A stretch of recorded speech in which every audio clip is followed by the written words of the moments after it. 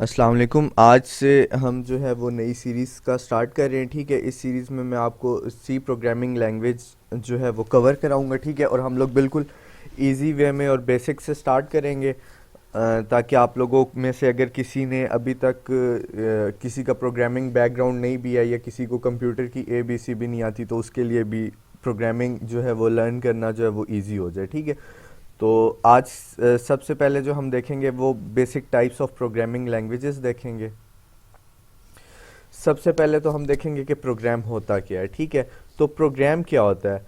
Programme एक well defined set of instruction होती है जो हम कंप्यूटर को देते हैं अपना काम कराने के लिए। ठीक है, अब इसमें क्या चीज़ है कि हमने किसी भी इंसान से कोई भी काम कराना हो तो हम उसे इंस्ट्रक्शन देते हैं या हम उसे ऑर्डर देते हैं। जैसे मैं कहता हूँ कि मुझे पानी ला के दो, ठीक है, या उसके बाद जो है मैं कहता हूँ कि कल होमवर्क करके लाना या कल प्रोग्राम लिख के लाना, तो ये मैं क्या दे रहा हूँ? इंस्ट्रक्शन दे रहा हूँ। ठीक है, अब ये इंस्ट्रक्शन आप तभी समझोगे अगर मैं उस ज़बान में आपको बोलूँगा जो ज़बान आपको समझ में आती है। अगर मैं किसी ऐसी ज़बान में बोलूँगा जो आपको समझ में नहीं आती है, तो आपको वो मेरा आपको वो इंस्ट्रक्शन देने का फ़ायदा नहीं होगा। ठीक है, तो बेसिकली प्रोग्राम क्या होता है? Well defined set of instruction होता है given to computer is called a program. हम वेल डिफाइंड इंस्ट्रक्शन देते हैं कंप्यूटर को। ठीक है, और वो हम इंस्ट्रक्शन क्यों देते हैं? क्योंकि हमने कंप्यूटर से कोई ना कोई काम कराना होता है, हमें कंप्यूटर से मतलब होता है, हमने उससे काम कराना होता है। तो हम कंप्यूटर को क्या देते हैं? हम कंप्यूटर को देते हैं इंस्ट्रक्शन। ठीक है, वेल डिफाइंड का क्या मतलब होता है? कि वो इंस्ट्रक्शन पूरी तरह से डिफाइंड होती है, उस इंस्ट्रक्शन में एक एक चीज़ क्लियर होती है जो कंप्यूटर को समझ आ रही होती है। ठीक है, तो जो हम कंप्यूटर को इंस्ट्रक्शन देते हैं कोई भी काम कराने के लिए, उसको हम क्या कहते हैं? प्रोग्राम कहते हैं। ठीक है, अब जैसे क्रिकेट खेलने वाले को क्रिकेटर कहते हैं, सिंग करने वाले को सिंगर कहते हैं, वैसे ही जो बंदा प्रोग्राम लिखता है उसको हम क्या कहते हैं? प्रोग्रामर कहते हैं। ठीक है, अब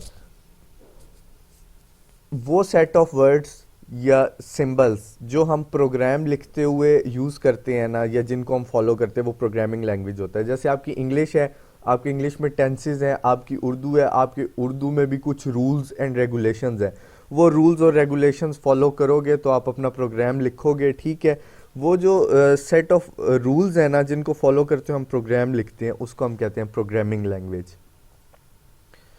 हमारे पास प्रोग्रामिंग लैंग्वेजेस दो तरह की होती हैं, एक लो लेवल होती है, एक हाई लेवल होती है। ठीक है, अब इनकी दो टाइप्स हैं, हम ये दोनों टाइप्स देखते हैं। लो लेवल लैंग्वेज वो लैंग्वेज होती है जो नियर टू कंप्यूटर होती है। सॉरी, लो लेवल लैंग्वेज वो लैंग्वेज होती है जो नियर टू कंप्यूटर हार्डवेयर होती है और फार फ्रॉम ह्यूमन होती है। मतलब हम इंसानों को समझ में नहीं आती और कंप्यूटर को बहुत अच्छे से समझ में आती है। ठीक है, तो जो लैंग्वेज कंप्यूटर को समझ में आती है और हमें समझ में नहीं आती, तो वो लो लेवल लैंग्वेज है। क्योंकि जो चीज़ हमारी औकात से बाहर होती है ना, तो हम उसको वैसे ही कह देते हैं कि ये लो लेवल है। ठीक है, क्योंकि असल में तो हमारी औकात नहीं ना होती उसको समझने की या उसको हासिल करने की या वॉट एवर। ठीक है, तो हम कह देते हैं कि ये लो लेवल है, दिल को तसल्ली देने के लिए। तो ये जो लो लेवल लैंग्वेज है ना, ये हमें समझ नहीं आती, तो हम कहते हैं कि ये लो लेवल है, लेकिन कंप्यूटर को बहुत अच्छे से समझ में आती है। ठीक है, अब लो लेवल लैंग्वेज की दो टाइप्स हैं, एक मशीन लैंग्वेज है और एक असेंबली लैंग्वेज है। मशीन लैंग्वेज क्या है? A type of language in which instruction are written in binary is called machine language. वो लैंग्वेज जिसमें जो इंस्ट्रक्शंस है वो हम बाइनरी फॉर्म में देते हैं, उसको हम क्या कहते हैं? मशीन लैंग्वेज कहते हैं। ठीक है, अब बाइनरी क्या होती है? बाइनरी में दो डिजिट्स होते हैं, एक ज़ीरो होता है और एक वन होता है। ठीक है, तो वो लैंग्वेज जिसमें हम कंप्यूटर को इंस्ट्रक्शन बाइनरी में देते हैं, ज़ीरो और वन की फॉर्म में देते हैं, उसको हम कहते हैं मशीन लैंग्वेज। अब ये मशीन लैंग्वेज जो है ये type of low level language है, हमारी औकात से बाहर है, तो लो लेवल है, हमें समझ नहीं आती, कंप्यूटर को समझ आती है बहुत अच्छे से। ठीक है, अब क्या है कि low level language directly understood by computer. ठीक है, अब एक चीज़ जो है वो कंप्यूटर को समझ आ रही है तो वो एग्जीक्यूट फास्ट होगी। फॉर एग्जांपल, मुझे चाइनीज़ नहीं आती, मेरे सामने चाइनीज़ आ जाएगा, वो चाइनीज़ बोलेगा, मुझे गूगल ट्रांसलेटर खोलना पड़ेगा, मैं गूगल ट्रांसलेटर को सुनाऊंगा कि वो कर क्या रहा है, फिर गूगल ट्रांसलेटर मुझे वो ट्रांसलेट करके देगा, तो ये एक बड़ा लंबा प्रोसेस होगा। लेकिन अगर कोई इंग्लिश या उर्दू या पंजाबी में बात करेगा तो मुझे बहुत अच्छे से समझ आ जाएगी। क्यों? उसको मुझे ट्रांसलेट नहीं करना पड़ेगा, वो मुझे डायरेक्ट समझ आएगी। तो अगर चाइनीज़ मुझे कोई सुनाएगा तो मैं एग्जीक्यूट करते हुए उसको समझते हुए टाइम लूँगा। लेकिन जो ज़बान मुझे आती है अगर कोई उसमें समझाएगा तो मैं एग्जीक्यूट करते हुए उसको समझते हुए टाइम नहीं लूँगा, ठीक है। तो मशीन लैंग्वेज क्योंकि लो लेवल लैंग्वेज है, कंप्यूटर को डायरेक्ट समझ में आती है, तो एग्जीक्यूट फास्ट हो जाती है, जल्दी एग्जीक्यूट होती है, ठीक है। मशीन लैंग्वेज मशीन डिपेंडेंट होती है। अब इसका क्या मतलब है? हर कंप्यूटर की, हर सिस्टम की स्पेसिफिकेशन दूसरे कंप्यूटर से डिफरेंट होती हैं। हर कंप्यूटर की रैम दूसरे कंप्यूटर से डिफरेंट हो सकती है। हो सकता है एक में 4 GB हो, एक में 8 GB हो। प्रोसेसर का फ़र्क हो सकता है, एक में कोई और मॉडल का प्रोसेसर लगा हुआ हो, एक में कोई और मॉडल का प्रोसेसर लगा हुआ हो, ठीक है। हार्डवेयर में फ़र्क हो सकता है, ठीक है।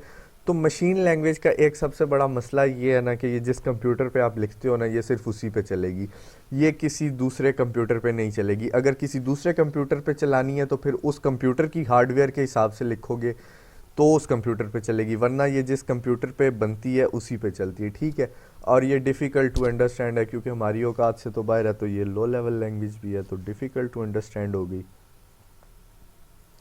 उसके बाद है हमारी असेंबली लैंग्वेज। असेंबली लैंग्वेज एक स्टेप हायर है मशीन लैंग्वेज से। एक स्टेप हायर का क्या मतलब है कि ये थोड़ी थोड़ी ह्यूमन लैंग्वेज के करीब है ये भी लो लेवल लैंग्वेज, ठीक है, लेकिन थोड़ी सी जो है ना वो ह्यूमन लैंग्वेज के करीब है। क्यों?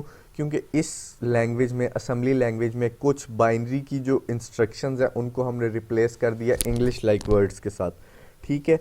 वो जिन इंग्लिश लाइक वर्ड्स के साथ हमने इन्हें रिप्लेस किया ना, उनको हम कहते हैं निमोनिक्स। क्या किया हमने? मशीन लैंग्वेज में कुछ चीज़ें जो मशीन इंस्ट्रक्शन में थी, बाइनरी फॉर्म में थी, उनको हमने रिप्लेस कर दिया इंग्लिश लाइक वर्ड्स के साथ, ठीक है। और उन इंग्लिश लाइक वर्ड्स को हमने क्या कहा? निमोनिक्स। जैसे आपकी टेलीफोन डायरेक्टरी होती है, एक तरफ नंबर होते हैं, एक तरफ नाम होते हैं, ठीक है। इसी तरह असेंबली लैंग्वेज में क्या होता है? एक फ़ाइल होती है, एक तरफ बाइनरी के कोड होते हैं, दूसरे में उसके अगेंस्ट जो इंग्लिश लाइक वर्ड्स हैं वो होते हैं। वहाँ से फिर वो कंप्यूटर समझ जाता है कि इस कोड का वर्ड ये है, इस कोड का वर्ड ये है, ठीक है। तो वो जो इंग्लिश लाइक वर्ड्स होते हैं ना, उनको हम कहते हैं नेमोनिक्स। उसके बाद हाई लेवल लैंग्वेज है, क्योंकि हमारी औकात में है, हमें समझ में आती है, तो ये भाई हमारे लिए हाई लेवल लैंग्वेज है, हमें बहुत अच्छे से समझ आती है। जो इंस्ट्रक्शंस हम देते हैं हाई लेवल लैंग्वेज में वो इंग्लिश लैंग्वेज से मिलती जुलती होती हैं, ठीक है। हर हाई लेवल लैंग्वेज में डिफाइंड सेट ऑफ रूल्स होते हैं for writing a program is called syntax. अब क्या होता है? मैंने कहा था कि जो डिफाइंड सेट ऑफ रूल्स होते हैं, ठीक है, उनको हम, वो जो सेट ऑफ रूल्स हैं जो हम फॉलो करते हैं, ठीक है, उनको हम क्या कहते हैं? प्रोग्रामिंग लैंग्वेज कहते हैं, ठीक है। अब हर प्रोग्रामिंग लैंग्वेज के रूल्स दूसरी प्रोग्रामिंग लैंग्वेज से डिफरेंट है, ठीक है। हर प्रोग्रामिंग लैंग्वेज को लिखने का जो ख़ास तरीका होता है ना, उस तरीके को हम क्या कहते हैं? उन रूल्स को हम क्या कहते हैं? हम कहते हैं सिंटैक्स। आज का लेक्चर आपका इतना ही था। नेक्स्ट वीडियो जल्दी अपलोड करूँगा। Thank you so much.